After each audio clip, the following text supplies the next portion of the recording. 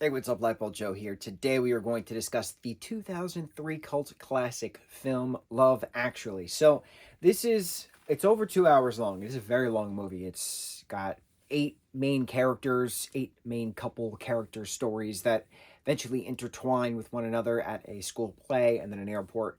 But this is heavily referenced in numerous pop culture things throughout, especially Andrew Lincoln's character with his giant postcards, poster board signs, one sign after the other, referenced constantly. Boombox, the Keira Knightley, scene with Andrew Lincoln, it's referenced constantly. It's an odd character dynamic between the two of them. He is in love with her, his best friend's wife, and then she winds up kissing him anyway, but then she's still with her husband at the end. It's interesting.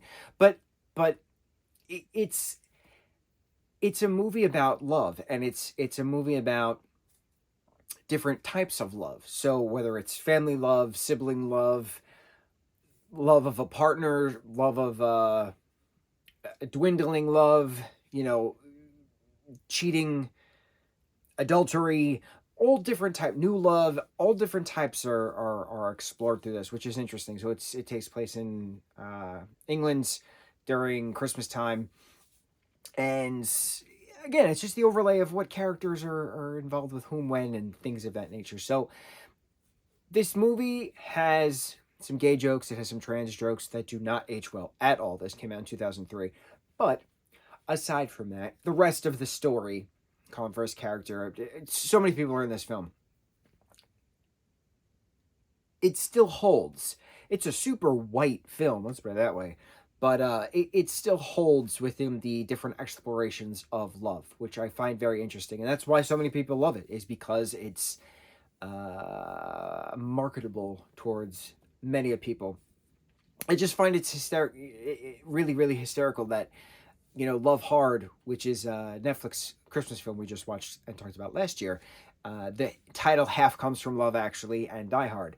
So how could Die Hard be someone's Christmas favorite film when Love Actually can be somebody else's favorite Christmas film? There's a slew of Christmas films. Everybody can have their own favorite Christmas film. My favorite Christmas film is 2000's How the Grinch Stole Christmas. Absolutely incredible. Number two would probably be A Muppet Christmas Carol. Number three, I don't know. I'd have to actually dive into that. But it's very interesting how different Christmas films are different favorites for different people, and that's what's cool about it. But that's the benefit of this film, is that it has withstood the test of time. Next year will be the 20th anniversary. Yeah, this came out in 03. This is 2022, so technically this is the 19th anniversary, and next year will be the 20th anniversary. So of course everybody and their mother is going to be doing all these different specials, and I remember this scene and yada yada and this and that. I also find it hysterical that one of the main songs at the end was one of the middle school girls singing Mariah Carey's All I Want for Christmas Is You, and how prevalent and still relevant and chart topping that song still is all these years later. That originally came out in 94, I believe. It came out in 94 on one of Mariah's albums.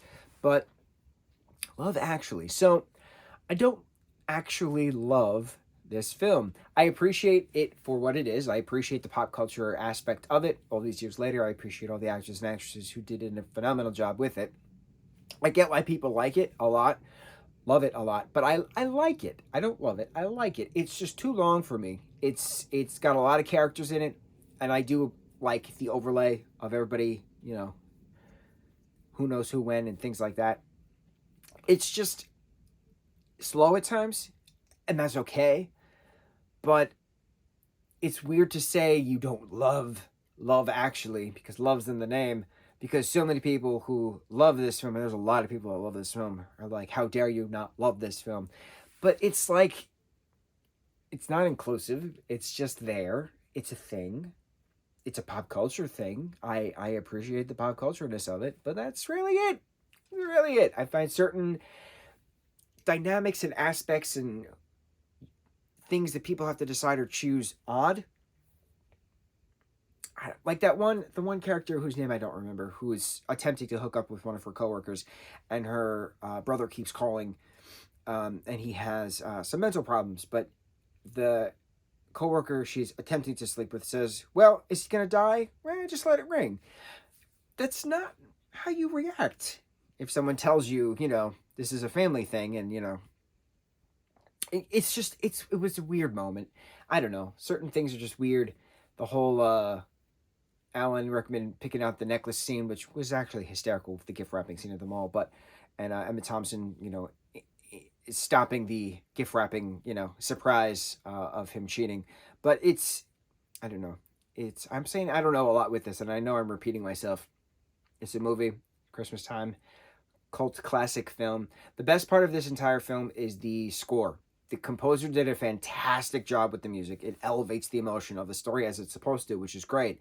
And the soundtrack is incredible as well. So I will give credit where credit is due. Appreciate the pop culture references now compared to then. And this is very much a timepiece. The cell phones, the technology, 2003 at its finest in our good old UK. On to the next review. Mucho mahalo.